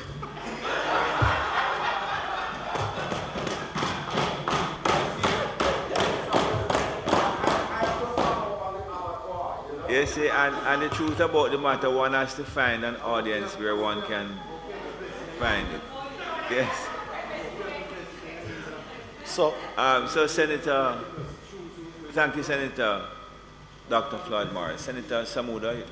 So I'll start, Mr. President, where Senator, maybe MP Morris left off. In St. Mary, from the NWC, I cannot speak for the parish council. We'd have trucked during the worst of the drought in January to March. 5,095,000 in January, February 4.7 million, and in March $7.4 million. I don't have the April figure, but I'd be happy to share what NWC would have done on the areas, because we do track where we go and how that would have benefited citizens. So that, I don't have Damien here to help me with the math today, but $17 million of trucking into St. Mary in 3 months from the NWC. We would have also completed and I'd have announced this at a recent tank unveiling that I would have done at some $22 million in the border of southeast and central St. Mary. In the last year, certainly since January of last year, while I've been there, we've completed $68 million of projects, which include the Short Pan Corner, including Shot Pan Corner with a new pipeline, Castleton with a new pipeline of $3 million, Islington with $52 million of new pipeline, the community of Marley with $3.9 million, Barclaytown with a new pipeline for $6 million, and Fellowship Hall for $2.3 million. Now, that is 150, 800, 1,500, 150, 300, 280 beneficiaries with work that we have completed. Now, the large project that would transform the water supply certainly into all of geographic central St. Mary, not necessarily the political area, is the well that would have been mentioned by Senator Morris. That is the Jordan well, which is actually in construction, Mr. President. So very soon, I'll add it to one of the ones that I commissioned in St. Mary, and it will benefit some 3,000 residents in central St. Mary. I hope when you go up there to commission it, you invite Senator Morris. Well, I hope. But other projects that we have worked on in the area, Mr. President, have been the Maca Hill Pipeline, the White River, the Sand Hill Pipeline, the Hamilton Mountain Pipeline, and we did phase 1 of the well upgrades, which is what Senator Morris was alluding to. So we're very clear, Mr. President, we're very clear that rural Jamaicans deserve reliable water. It is why over the next 2 fiscal years, in excess of $1 billion Jamaican dollars is allocated for St. Mary's water resilience, including long discussed projects like Mason Hall in the western St. Mary area, which is some 20 years worth of discussion. So several other projects are projected to be going through the engineering and procurement processes as necessary. So just to alleviate concerns, I would say for the member from Central St. Mary, but that may be a bit too early. But just to alleviate concerns of the people of Central St. Mary, geographically. Senator Samuda, you can say the aspirant from Central. The aspirant, President. But I think that just to put that to bed. In farming versus construction, as that point was raised, just to bring Senator Morris's attention to point E rather, any purpose for which may require the use of considerable or excessive quantity of water, construction will have to use other sources as well. That is a fact. They will have to truck water that is not potable for the use in their endeavors. That will cover other large manufacturing operations as well. That's why you leave it broad at any other. The farming audit is really improper for potable water to be used in farming generally. We don't need to chlorinate and add the sort of chemicals and processing that we do for irrigation water. The support mechanisms, and just to be very clear so that this isn't misunderstood by the public, adequate support is being put in place for our farmers. We just won't be trucking potable water to them. And it is this refers to the areas that are greatest affected. Our areas of greatest farming are not the areas currently greatest affected by the drought, thank God. But we will continue to put in place the necessary support mechanism and safety net for our farmers. Mona has approximately 11% of its base being covered in silt. Colleagues should recall from an 11% Senator of the Morris Mona. is asking if he can withdraw that question before you go into the detail of it. No, it's too late. But the 11% of the Mona Dam is silt. Colleagues should recall that when I gave a ministerial statement on the installation of the floating solar system that will cover 80% of the dam, we will have to desilt the base to ensure that we can mount the solar system properly. So the installation process will come with a desilting exercise as it relates to Mona. That project is to start, actually break ground, having just got, I believe we just got OUR approval, should start in July as well. That project is some 18 months. That project is where you cover the surface of the... Yes, so you put floating solar panels, which cuts evaporation, but also increases storage capacity by reducing the silt to put the cables that will mount it to the base. Yeah, you have to do a fair amount of desilting to install the solar panels. So that will be done in relation to Mona. Hermitage is a different issue. Over 30% of Hermitage is indeed silt. But Hermitage, which was built some 94 years ago, it would not be safe to remove the silt in that space. At the appropriate time, we'll discuss the national development plan that will need to incorporate Hermitage. I don't want to get into that today, but we cannot desilt Hermitage in its current space. That's just not an option on the table. 30% of the capacity of Hermitage is silt.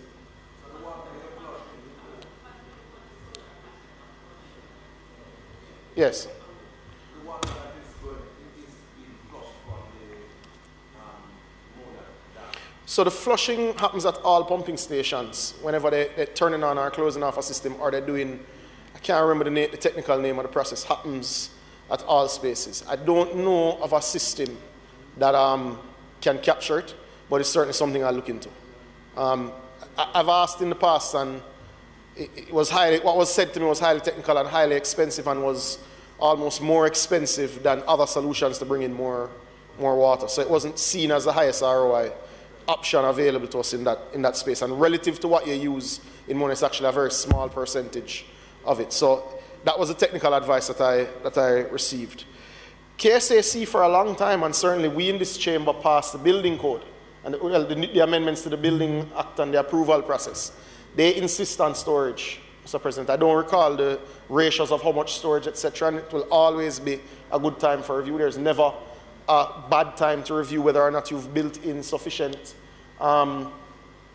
consideration for storage, but it's something that I think will always be worthy of consideration.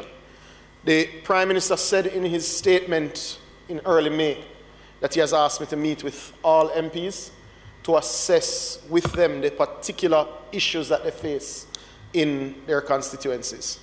This will be dealt with, and he said also in his budget speech that we will contemplate these smaller issues through the rural water company to ensure that we're able to give greater service where constituencies need it most. I can't tell you that you will have, in the same way you have a CDF exact allocation, different constituencies have very different needs. A need in Western St. Mary, admittedly, is very different with the Mason Hall system, which is a much larger one than what is needed, for instance, in colleague and friend Mike Phillips' constituency. The small issue, what he needs there is northwest Manchester. The pipeline replacement he requires is hundreds of millions of dollars. So it doesn't need tinkering in that sort of manner. I'm sure when I meet with him, he'll tell me 2 or 3 other small systems. But we'll look at it holistically when we've gotten all a list of requests from MPs, and it will be openly announced which ones we can and cannot do. Also, the assessment has to be done with NWC in terms of which ones can be taken onto the utility footprint versus which small systems continue to be managed at the municipal level. There's a whole lot to consider in that regard.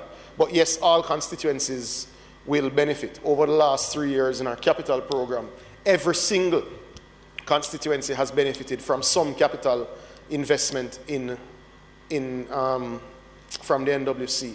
And that has benefited because we have had sound financial management of the utility. So, thank you. Thank you very much, Minister. Mr. Lambert Brown, I'm not looking at you, you know. I know you're not looking at me, President, but Thank you, Minister Samuda. Senator Brown. Having regard for the fact that there's no drought in the length of the statements of Minister, I had a couple of questions, but I'm going to save it to just one question because the others I can deal with. Is the Minister aware that the bauxite company Naranda invested over $800,000 US in developing a water harvesting facility in Belle-Terre in Saint Anne that has a capacity of over 17 million gallons, which has assisted farmers and other residents in the area, and that they've been able to combine this with solar to expand food production. Is the Minister aware of that, and is there any plans in the government to collaborate with private sector in developing such water harvesting facility? There are others I had, Minister, but I will leave those. For example, I could have asked you about whether or not the announcement of 15 million gallons is the same announcement that the Prime Minister made in 2019 budget. I could also have asked whether or not the non-revenue water is the same that Pickersgill Portia Simpson Miller signed off in 2015 with the Israeli. But I won't ask you those. I just ask you about the private sector. Thank you very much, Senator Brown. And since I wasn't asked, I won't answer. But that hasn't prevented you could, Senator Samuda. I'm actually very interested to hear about the St. Anne project and whether I would add whether it's something that can be replicated. Sure, President. So, in not answering the question not asked, yes, I am aware of the engagement of a firm by then Minister Pickersgill for non-revenue water that would have done the technical work. The company that is undertaking the non-revenue work in Kingston, St. Andrew and Portmore is Maya, which isn't, I don't know them to be Israeli, I know them to be Portuguese. So perhaps, no problem, no problem. So they would have undertaken the technical work as signed by Minister Pickersgill and then would have been engaged to do the practical work after in the space. So the project would have spanned both administrations in the same way. The Rio Cobre project would have spanned the government of the UK into the government of Jamaica as an independent nation when it would have started. So the reality is, yes, it's unfortunate, but we did take 70 years to get to this point, but we are the ones that are getting it done finally after all that time. So in not answering it, that's just some information that you don't need. The other point, yes, I'm aware of the project at Noranda with their new operators. I'm also aware of the project that they are building a very advanced nursery for replanting of seedlings. One of the issues we've had in our tree issues is the capacity of space. So you have to acknowledge the good when you're questioning about the bad, right? They have... No problem, and I'm answering everybody in the chamber, so all is well. But that project is environmentally sound. It is one that I believe can and should be replicated, and I know that the NIC, though not under my superintendence or management, is indeed looking at many such options across the country. It's a very good project, and we applaud the company for making that investment. I believe that was the main substance of the question. Thank you. Thank you very much, Minister. Announcements?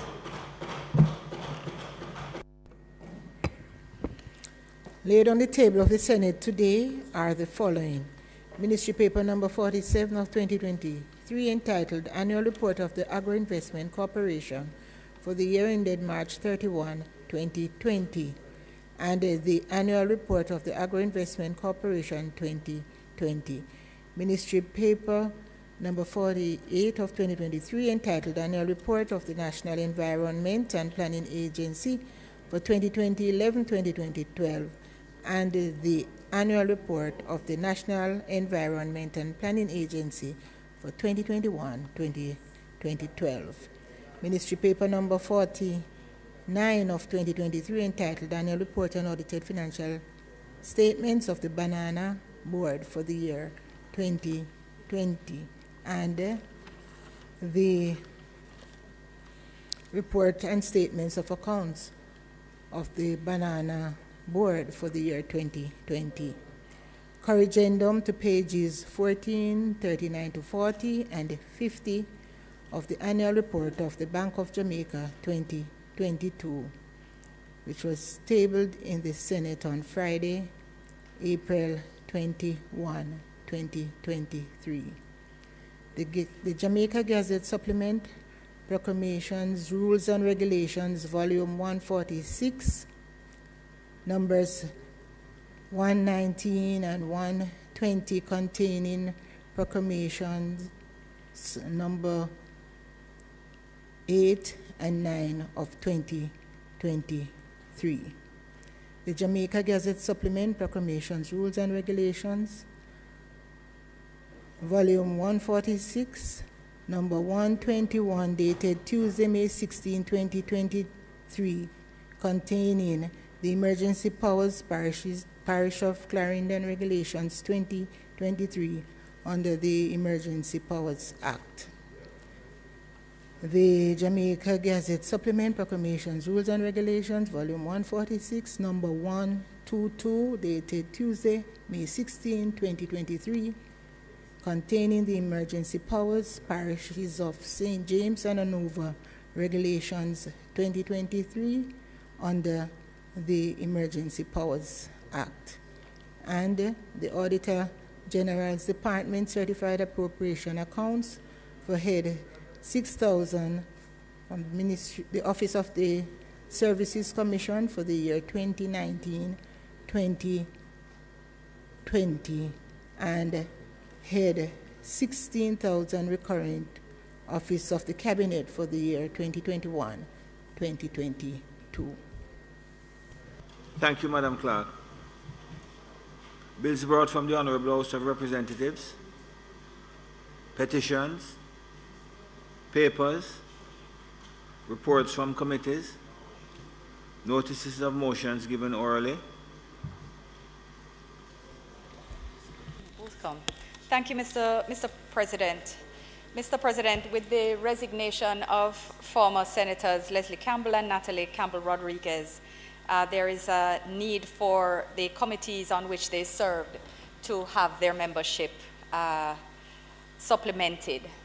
With that being said, I beg to give notice that at the next meeting of the Senate I will move, be it resolved with respect to the following committees which are in operation in this session of Parliament, and that as a result of the resignation of former Senators Leslie Campbell and Natalie Campbell-Rodriguez, that we now appoint new members to serve on the following committees. 1. Regulations Committee, Senator Abka Lincoln Ramon Fitz-Henley. 2. Joint Select Committee appointed to review and report on the Electricity Act 2015, Senator Dana Marie Elizabeth Morris-Dixon. 3. Joint Select Committee for the Review and Report on the Protected Disclosures Act 2011, Senator Dr. Sophia Longmore. I think I left out the doctor and Senator Morris-Dixon as well. Joint Select Committee to consider and report on the bill entitled "An Act to Repeal and Replace the Bail Act and to Provide for Connected Matters," Senator Abka Lincoln Ramon Fitz-Henley, Senator Ransford Brown. On the Standing Orders Committee, Senator Abka Lincoln Ramon Fitz-Henley. On the Privileges Committee, Senator Dr. Dana Marie Elizabeth Morris-Dixon. And on the Joint Select Committee for the Review and Report on the Jamaica Teaching Council Act 2022, Senator Dana Marie Elizabeth Morris-Dixon. Mr. President, I further beg to give notice that at a later stage today, I will move for the suspension of standing orders to enable me to take this motion. Minister, did you deal with the Bail Act? The Bail Act was duplicated on the list before us, but I dealt with it earlier. Yes, thank you. Thank you, Minister. Questions and answers to questions. Motions that may be made at the commencement of public business requiring notice. Motions relating to the sitting of the Senate. Motions for leave to introduce bills. The presentation of bills without the leave of the Senate first obtained. Public business. Minister. Thank you, Mr. President. Mr. President, I now move for the suspension of standing orders to enable me to take the motion, notice of which I gave earlier. Members would have heard the question. Those in favor? Against? Thank you, Mr. President. Mr. President, it is not intended to do... Oh, pardon me, Mr. President. Having suspended standing orders, might the motion which I have just moved be approved? Just on that motion, President. Yeah, so debate is allowed. Mr. President, I note the resignations and the appointments, and it's a government decision as to who sits on the committee or not.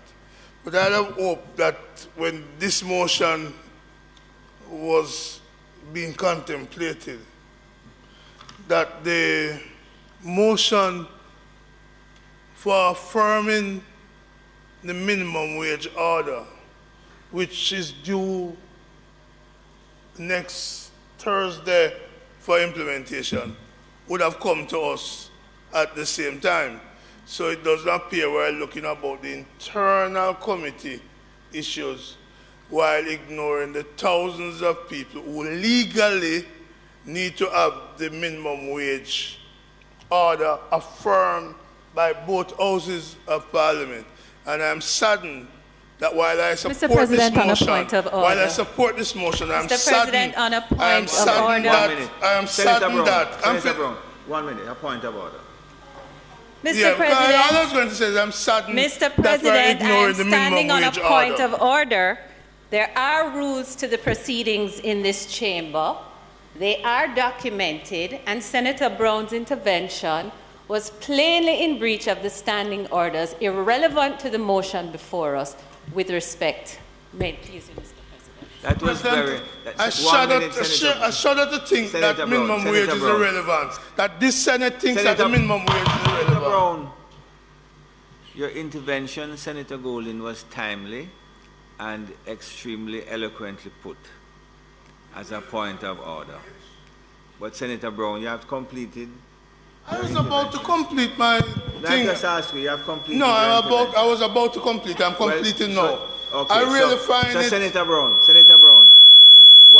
my ruling, is that the point of order was properly made because it is not relevant to the proceedings presently before us. I'm not suggesting, like what you are suggesting, that the member is saying that the minimum wage order is irrelevant. She never said that. She says your intervention at this time is not within the terms of the standing orders.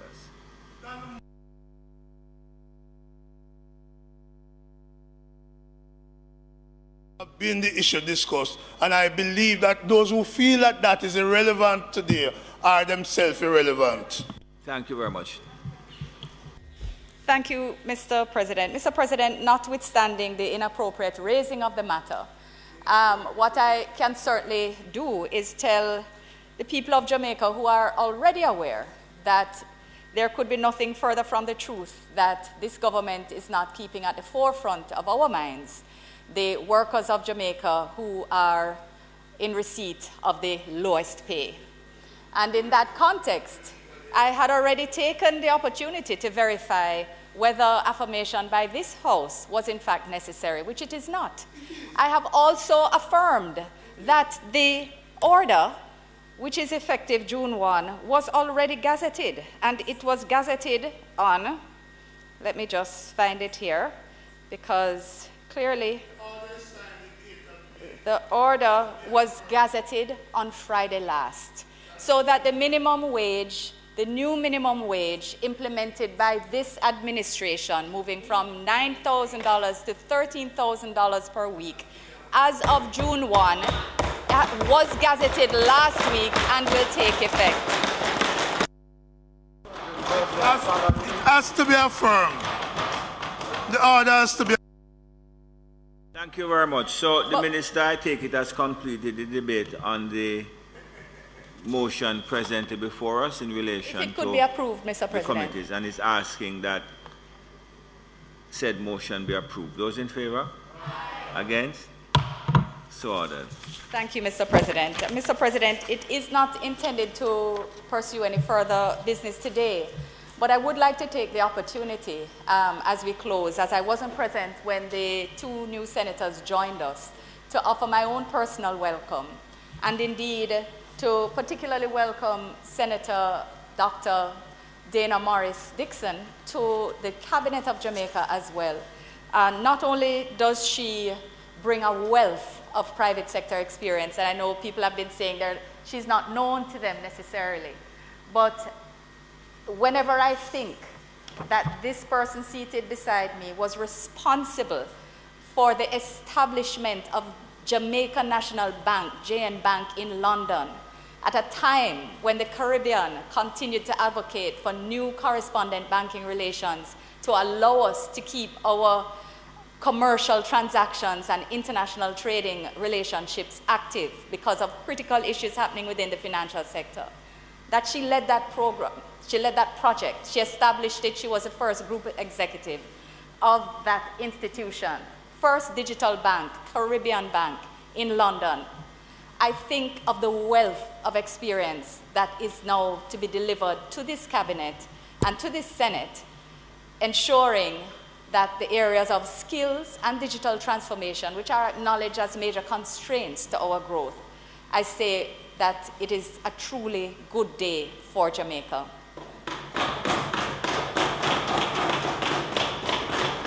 When I look just a little further behind me, and I see Senator Abka Fitzhenley, and I think of the incredible analytical capacity which he brings on a daily basis, a level of research capacity and credibility where many people for many years had always acknowledged that they never believed that something happened unless Abka said, I saw it go.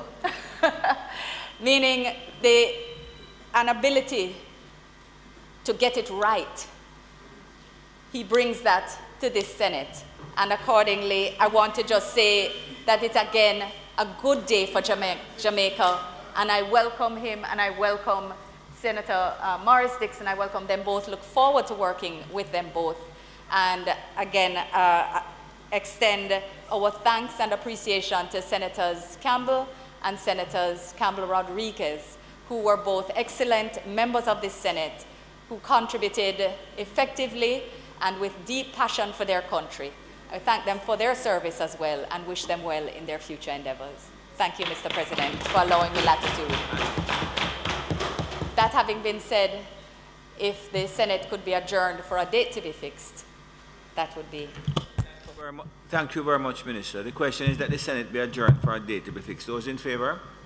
Against? This Honourable Senate now stands adjourned for a date to be fixed.